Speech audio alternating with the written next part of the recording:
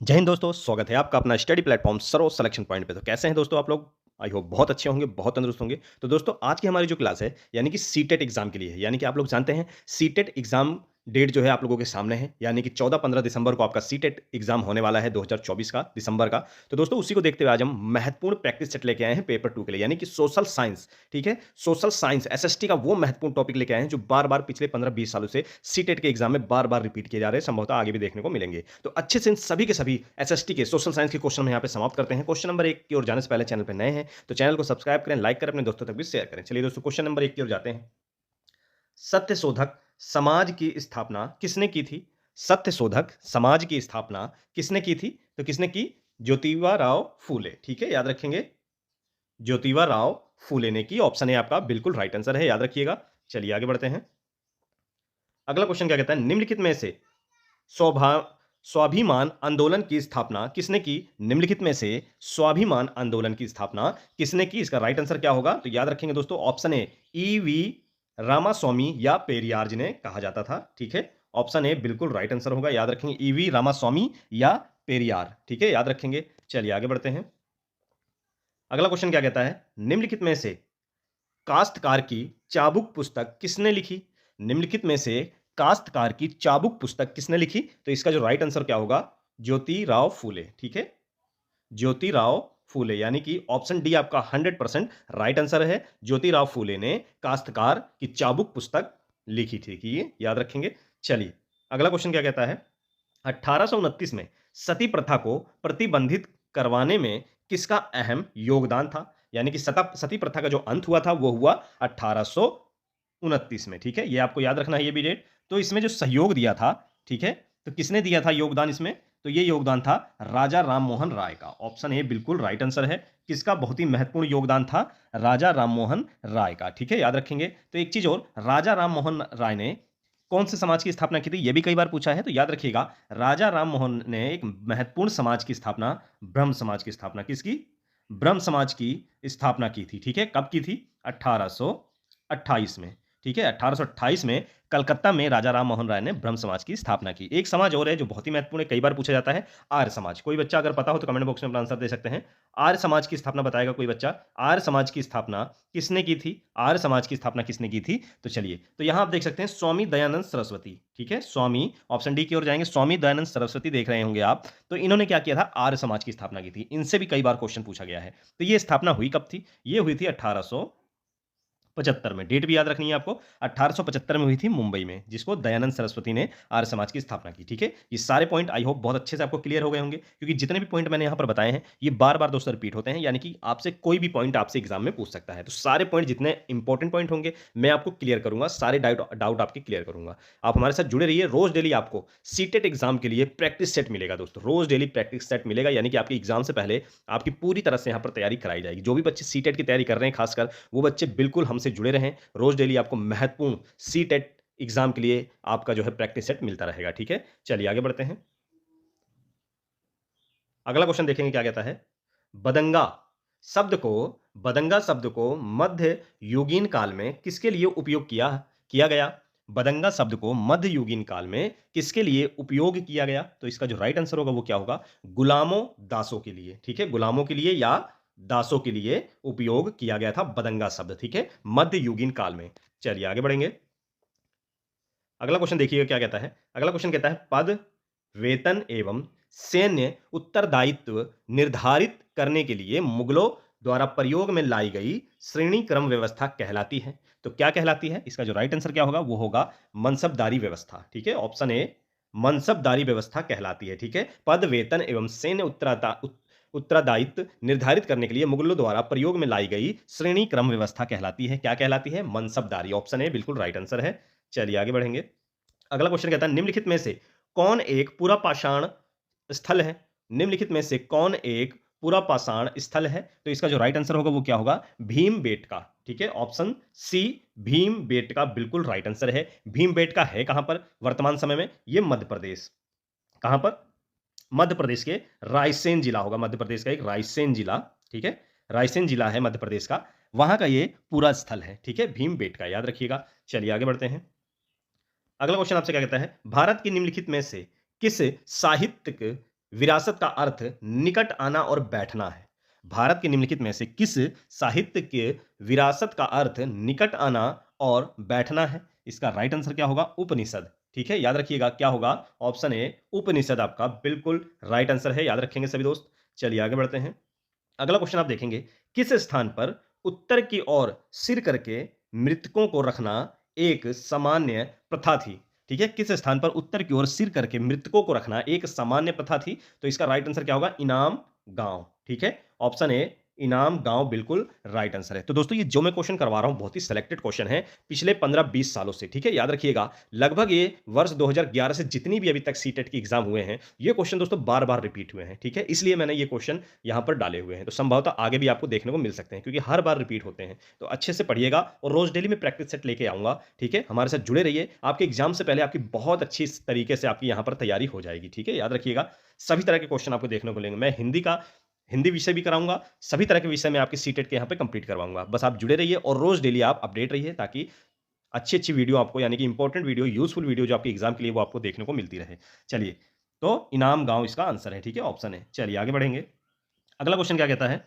संगम कविताओं में किन 3 राजवंशों को मूवेंद्र कहा गया है? संगम कविताओं में किन 3 राजवंशों को मूवेंद्र कहा गया है? इसका राइट आंसर क्या होगा? तो याद रखेंगे चोल, चेर और पांड्य। ये 3 राजवंश थे, ठीक है? कौन-कौन से? चोल, चेर और पांड्य। चलिए आगे बढ़ेंगे। अगला क्वेश्चन देखें क्या कहता है, जिस क्षेत्र में रहने वाली सभी मतदाता अपना प्रतिनिधि चुनते हैं, जिस क्षेत्र में रहने वाले सभी मतदाता अपना प्रतिनिधित्व चुनते हैं उसे कहते हैं, क्या कहते हैं? निर्वाचन क्षेत्र। ठीक है, कौन सा क्षेत्र होता है वो? निर्वाचन क्षेत्र होता है। ठीक है, याद रखेंगे। चलिए आगे बढ़ेंगे। अगला क्वेश्चन आपसे क्या कहता है, शाहजहां द्वारा दर्शक हॉल जिसे दीवाने आम, ठीक है, दीवाने आम सुना होगा आपने, के निर्माण के संदर्भ में निम्नलिखित में से कौन सा कथन उपयुक्त है? चलिए देख लेते हैं। तो पहला ऑप्शन क्या कहता है आपका, ताजमहल का सफेद संगमरमर शांति का प्रतीक है, राजा का न्याय उच्च और निम्न के साथ समान व्यवहार करेगा, विषय में संतोष बेहतर शासन करने में मदद करेगा, अपराधों को नियंत्रण करेगा। तो आपका जो ऑप्शन यहां पर बी दिख रहा है, राजा न्याय उच्च और निम्न के साथ समान व्यवहार करेगा, तो दीवाने आम का ये संदर्भ था। ठीक है, याद रखेंगे। तो ये कथन जो है आपका ऑप्शन बी, राजा का न्याय उच्च और निम्न के स्थान पर समान व्यवहार होगा, ये कथन आपका बिल्कुल राइट आंसर है, यानी कि ऑप्शन आपका बी 100% राइट आंसर है, याद रखेंगे। चलिए अगला क्वेश्चन क्या कहता है, निम्नलिखित में से किस व्यक्तित्व के छंद और विचार पंचवाणी और बीजक में संरक्षित किए गए हैं? तो आपने देखा होगा बीजक बहुत ही महत्वपूर्ण रचना है, किसकी है? यह है कबीर जी की। ठीक है, कबीर दास की बहुत ही महत्वपूर्ण रचना है बीजक। तो कबीर दास क्या है आपका 100% राइट आंसर है, याद रखेंगे। चलिए अगला क्वेश्चन क्या कहता है, निम्नलिखित में से कौन पटवारियों के कार्य का पर्यवेक्षण करता है? तो इसका राइट आंसर क्या होगा? पटवारी मतलब है, आपने देखा होगा आपके उत्तर प्रदेश और बिहार में जिन्हें लेखपाल भी कहा जाता है। ठीक है, याद रखेंगे। तो इनका पर्यवेक्षण कौन करता है? तो ये करता है तहसीलदार। ठीक है, याद रखिएगा कौन करता है? तहसीलदार करता है। ठीक है, याद रखिएगा। ऑप्शन सी आपका बिल्कुल राइट आंसर है। चलिए अगला क्वेश्चन क्या कहता होगा, राज्य की विधायिका अंग से अभिप्राय है, राज्य की विधायिका अंग से अभिप्राय है, तो इसका जो राइट आंसर होगा वो क्या होगा? तो याद रखेंगे दोस्तों, इसका राइट आंसर होगा नागरिकों द्वारा निर्वाचित प्रतिनिधि, नागरिकों द्वारा निर्वाचित प्रतिनिधि, यानी कि ऑप्शन डी आपका 100% राइट आंसर है, याद रखेंगे। चलिए अगला क्वेश्चन देखते हैं क्या कहता है, निम्नलिखित में से कौन सा एक सामाजिक विज्ञापन नहीं है? निम्नलिखित में से कौन सा एक सामाजिक विज्ञापन नहीं है? यहां देखते हैं अतिथि देवो भवो, तो ये क्या है? सामाजिक विज्ञापन नहीं है। जीवन बीमा जिंदगी के साथ भी जिंदगी के बाद भी, ठीक है, तो ये क्या है? ये एक सामाजिक विज्ञापन, यहां पर देख सकते हैं ये एक सामाजिक विज्ञापन नहीं है। सॉरी, यहां पर ये आप देख रहे होंगे अतिथि देवो भव, दोस्तों ये एक सामाजिक विज्ञापन है। ठीक है, और लेन ड्राइविंग इज लाइफ ड्राइविंग ये भी है, पानी की हर बूंद को बचाएं ये भी है। तो दोस्तों जीवन बीमा जिंदगी के साथ भी जिंदगी के बाद भी, ठीक है, ये एक सामाजिक विज्ञापन नहीं है। ठीक है, याद रखना है। तो ऑप्शन बी आपका बिल्कुल राइट आंसर है कि ये एक सामाजिक विज्ञापन नहीं है। चलिए आगे बढ़ते हैं। अगला क्वेश्चन क्या कहता है, स्थान लोग वस्तुएं व प्रकृति को जो किसी भी जीव को घेरे रहते हैं कहलाते हैं। स्थान लोग या वस्तुओं व प्रकृति को जो घेरे रहते हैं वो क्या कहलाता है? पर्यावरण, यानी कि हम पर्यावरण के चारों तरफ से घिरे हैं। ठीक है, याद रखेंगे। तो हमारे चारों तरफ क्या है? पर्यावरण है। ठीक है, याद रखेंगे। तो ऑप्शन ए बिल्कुल राइट आंसर है, याद रखिएगा। चलिए आगे बढ़ते हैं।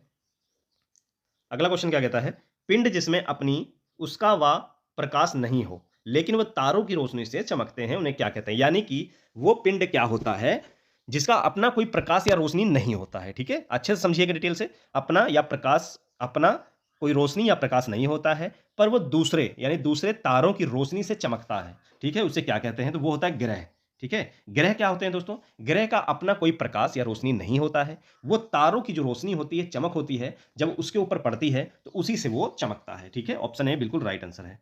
चलिए अगला क्वेश्चन।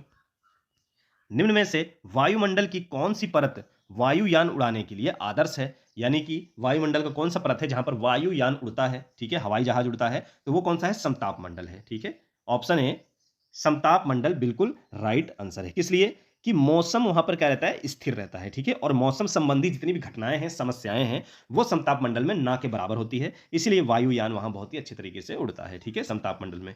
चलिए आगे बढ़ते हैं। अगला क्वेश्चन क्या करता है? जब कोई शिलाखंड दबाव व कठोरता के कारण परतदार सेल में बदल जाते हैं, उन्हें कहते हैं। तो उन्हें क्या कहते हैं? उन्हें कहते हैं दोस्तों अवसादी सेल। ऑप्शन ए बिल्कुल राइट आंसर है। क्या कहते हैं? अवसादी सेल कहा जाता है, ठीक है? याद रखिएगा। चलिए आगे बढ़ते हैं।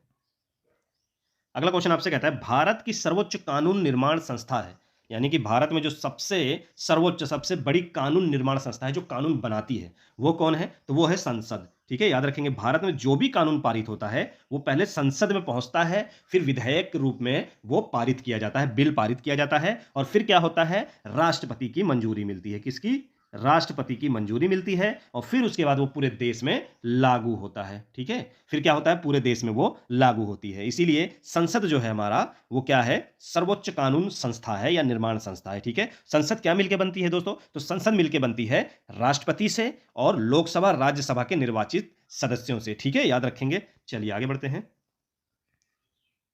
अगला क्वेश्चन क्या कहता है? जब राज्य धार्मिक क्रियों में किस प्रकार का हस्तक्षेप नहीं करता है, उसे कहा जाता है। जब राज्य धार्मिक क्रियों में किसी प्रकार का हस्तक्षेप नहीं करता है, उसे क्या कहा जाता है? तो धर्मनिरपेक्षता कहा जाता है, ठीक है? याद रखेंगे। इसका मतलब क्या होता है धर्मनिरपेक्षता का मतलब? यानी कि धर्म क्या है?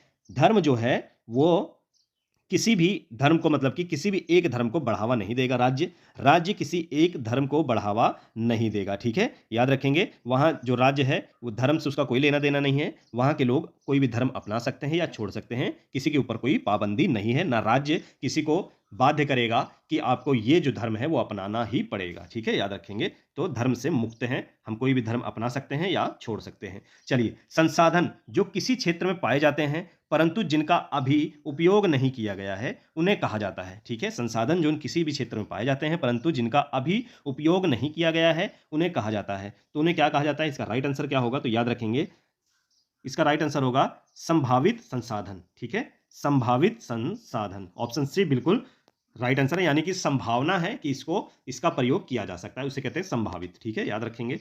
चलिए, अगला क्वेश्चन क्या कहता है? मुगल वास्तुशिल्प मिश्रण है। तो मुगल वास्तुशिल्प जो मिश्रण है वो किसका-किसका है? तो वो है फारसी और भारतीयों शैली का, ठीक है? ऑप्शन डी बिल्कुल राइट आंसर है। फारसी और भारतीयों शैली का मिश्रण है मुगल वास्तुशिल्प, ठीक है? याद रखेंगे। चलिए, अगला क्वेश्चन आपसे क्या कहता है? भारत की मानक देशांतर है। भारत की मानक देशांतर क्या है? तो 82.5 डिग्री पूर्व देशांतर है या पूर्वी देशांतर है। ऑप्शन सी आपका बिल्कुल राइट आंसर होगा, ठीक है?